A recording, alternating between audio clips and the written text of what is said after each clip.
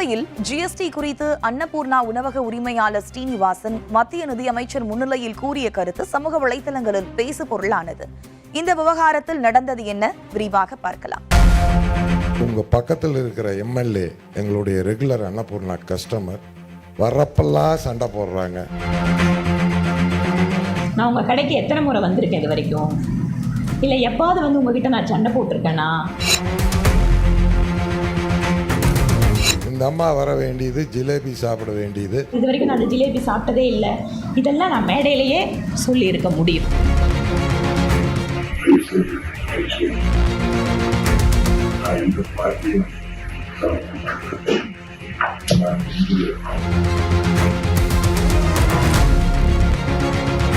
கோவையில் சிறு குறு தொழில் முனைவோர்களை மத்திய நிதியமைச்சர் நிர்மலா சீதாராமன் சந்தித்து பேசினார். அப்போது நடந்த கலந்துரையாடலில் பிரபல அன்னபூர்ணா ஹோட்டல் நிர்வாக இயக்குநர் சீனிவாசன் ஜிஎஸ்டி குறித்து நிர்மலா சீதாராமனிடம் பேசியது பேசு பொருளாகி உள்ளது. அப்படி அவர் பேசியதுதான் என்ன, வாருங்க பார்க்கலாம். எங்களுக்கு ஒரே ஒரு இஷ்யூ தான் மேடம். அது உங்க பக்கத்தில் இருக்கிற எம்எல்ஏ எங்களுடைய ரெகுலர் அன்னபூர்ணா கஸ்டமர் வரப்பெல்லாம் சண்டை போடுறாங்க அந்த அம்மா கடையில். ஏன்னா எங்களுக்கு நீங்கள் ஸ்வீட்டுக்கு 5% வச்சுருக்கீங்க ஜிஎஸ்டி, இன்புட் கொடுக்குறீங்க. ஃபுட்டுக்கு 5% வச்சுருக்கீங்க, இன்புட் கிடையாது. இந்த காரத்துக்கு 12% வச்சுருக்கீங்க. அடுத்தது பேக்கரியில் பார்த்தீங்கன்னா ப்ரெட்டும் பன்னும் விட்டுட்டீங்க. மீதி எல்லாத்துக்கும் அப் டு 28% வச்சிருக்கீங்க. குறிப்பாக ஒரு குடும்பத்தை சேர்ந்தவர்கள் சாப்பிடுவதற்கு ஜிஎஸ்டியை சேர்த்து பில் போடும்போது கம்ப்யூட்டரே திணறுவதாகவும், ஹோட்டலில் இருந்து உணவு தயாரிக்க பயன்படும் பொருட்கள் குறித்து கணக்கெடுக்கும் போது அதிகாரிகளே குழம்பி போவதாகவும் தெரிவித்தார். ஜிஎஸ்டி ஆபீசருக்கு இன்புட் கிரெடிட் எடுக்கிறப்போ ஒரே கிச்சன்ல தான் எல்லாம் பண்றாங்க. இன்புட் எடுக்கிறப்போ அதே கேஸு, அதே ஸ்வீட் மாஸ்டர், அதே கடலை மாவு, அதே மைதா மாவு, இன்புட் எப்படி மேடம் எடுக்க முடியும்? அதில் ஆஃபீஸர்ஸ் திணறிடுறாங்க. ஸோ அவங்களுக்கும் ஹெல்ப் பண்ணணும் நம்ம. இந்நிலையில் திடீரென அன்னபூர்ணா ஹோட்டல் நிர்வாக இயக்குநர் சீனிவாசன் நிர்மலா சீதாராமனை சந்தித்து விளக்கம் அளித்து மன்னிப்பு கோரியதாக வீடியோ பரவி வருகிறது.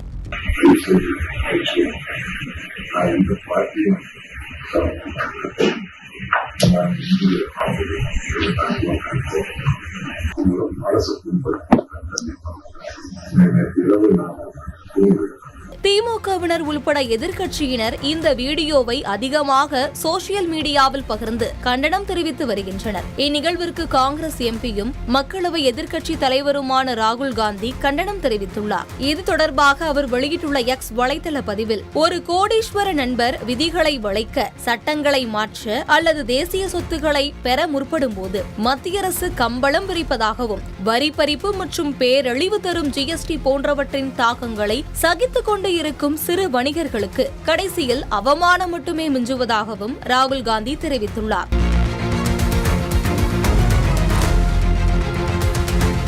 ஜிஎஸ்டி குறித்து பேசிய அன்னபூர்ணா உணவக உரிமையாளர் சீனிவாசன் நிதியமைச்சர் நிர்மலா சீதாராமனிடம் மன்னிப்பு கேட்டதற்கு திமுக எம்பி கனிமொழி கண்டனம் தெரிவித்துள்ளார். இதுகுறித்து பணியுமாம் என்றும் பெருமை, சிறுமை அணியுமாம் தன்னை வியந்து என்ற குரலை பதிவிட்டுள்ள அவர், மத்திய அரசும் மத்திய அமைச்சர்களும் தமிழர்களின் சுயமரியாதையை சீண்டாமல் இருக்க வேண்டும் என குறிப்பிட்டுள்ளார். கரூர் எம்பி ஜோதிமணியும் இந்த சம்பவத்திற்கு கண்டனம் தெரிவித்துள்ளார். இதுகுறித்து பதிவிட்டுள்ள அவர், வெற்றிகரமாக தொழில் நடத்தி பலருக்கு வேலைவாய்ப்பு அளிக்கின்ற ஒருவர் தனது அனுபவத்தின் மூலம் பகிர்ந்து கொள்கிற ஒரு கருத்தை செவிமடுத்து அதை சரி செய்ய வேண்டியது ஒரு நிதியமைச்சரின் கடமை என்றும், அதை செய்யாமல் அவரை மன்னிப்பு கேட்க வைத்து அந்த வீடியோவை வெளியிடுவது ஆணவத்தின் உச்சம் என்றும் குறிப்பிட்டுள்ளார். இதனையடுத்து தமிழக பாஜக சார்பில் மன்னிப்பு கேட்பதாக அண்ணாமலை பதிவிட்டுள்ளார். இதுகுறித்து அவர் மத்திய நிதியமைச்சருக்கும் தொழிலதிபருக்கும் இடையே ஆன தனிப்பட்ட உரையாடலை பகிர்ந்து கொண்ட தங்கள் செயல்பாட்டாளர்களின் செயல்களுக்காக தமிழக பாஜக சார்பில் தான் மனப்பூர்வமாக மன்னிப்பு கேட்டுக் கொள்வதாக தமிழக பாஜக தலைவர் அண்ணாமலை பதிவிட்டுள்ளார். இந்நிலையில் நடந்த சம்பவம் குறித்து கோவை எம்எல்ஏ வானதி சீனிவாசன் விளக்கம் அளித்தார். அப்பொழுது அவர் தனது ஹோட்டலில் ஒரு பெண் சட்டமன்ற உறுப்பினர் என்ன சாப்பிட்டார் என்பதையெல்லாம் பொதுவெளியில் பகிர்வது சரியா? அவர் சொன்னது போல நான் அன்னபூர்ணாவில் ஜிலேபி சாப்பிட்டதே இல்லை என கூறினார். அமைச்சர் நிர்மலா சீதாராமனிடம் மன்னிப்பு கேட்க வேண்டும் என சீனிவாசன் தான் நேரம் கேட்டார். அவரை யாரும் மிரட்டவில்லை. தான் பேசியது அநாகரீகம் என்று புரிந்து கொண்டதால் அவரே முன்வந்து மன்னிப்பு கேட்டுள்ளார் என வானதி சீனிவாசன் செய்தியாளர்களிடம் தெரிவித்தார். இந்த அம்மா எம்எல்ஏ அம்மா என் கடைக்கு வருவாங்க, ஜிலேபி சாப்பிடுவாங்க, அப்புறம் காஃபி குடிப்பாங்க, அப்புறம் சண்டையும் போடுவாங்க. நாங்கள் இமீடியட்டாக அந்த இடத்துல ரியாக்ட் பண்ணலை.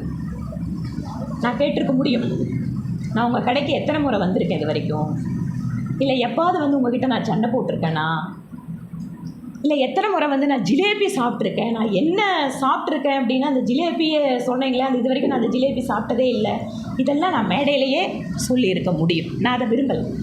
அடுத்த நாள் காலை, நேற்று காலையில் 7 மணியிலிருந்து எனக்கு அவர் தொடர்ச்சியாக ஃபோன் செய்கிறார்.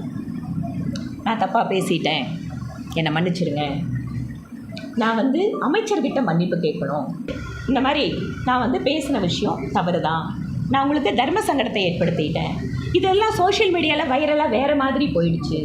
அதுக்கப்புறம் மேடம் சொல்கிறாங்க, உங்களோட எம்எல்ஏ, அது ஒரு பெண் எம்எல்ஏ, அவங்க வந்து உங்கள் கடையில் என்னென்னவெல்லாம் சாப்பிட்டாங்க, ஒரு வாடிக்கையாளர் என்னென்னவெல்லாம் சாப்பிட்றாங்கன்னு சொல்லலாமா, அது முறையா?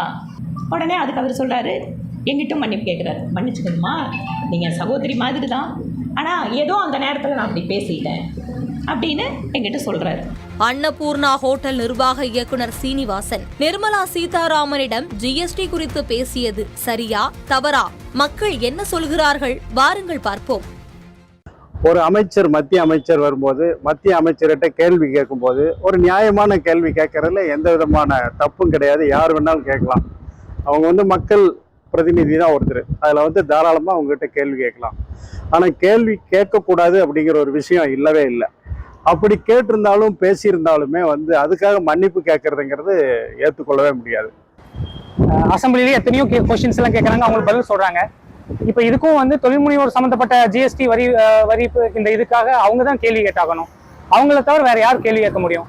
அப்படி கேட்டால் அந்த கேள்வி கேட்கறது வந்து தப்புன்னா அதுக்கு மன்னிப்பு கேட்கறது அப்படிங்கிறது எந்த விதத்தில் நான் எனக்கு தெரியல. டவுன் பண்ணுற மாதிரியோ மதிப்பு குறைக்கிற மாதிரியோ அந்த மாதிரி எதுவும் பேசலையே.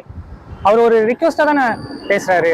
அந்த ஜிஎஸ்டி வந்து நான் பேசுனது தவறு அப்படின்னு சொல்லி அந்த மீட்டிங் முடிஞ்சதுக்கு அப்புறமா கையெடுத்து மன்னிப்பு கேட்டிருக்கிறாரு. இது என்ன விதத்தில் நியாயம், என்ன விதத்தில் பேசினாரு அப்படிங்கிறது தெரியல. அந்த அன்னபூர்ணா சீனிவாசன் அவர்கள் என்ன கேள்வி கேட்டார்? உங்களோட அரசை விமர்சித்தாரா? இல்லை. வரி வசூலை குறைக்க செய்தாரா? இல்லை. உங்களுக்கு வருமான இழப்பை ஏற்படுத்தினார்? இல்லை. அதாவது 2 வரியாக உள்ளது ஒரே வரியாக மாற்றி கொடுங்கள் என்றுதான் கேட்டார். அதற்காக அவரை வரை சொல்லி நீங்கள் வந்து மன்னிப்பு கேட்டது எந்த வகையில் நியாயம்?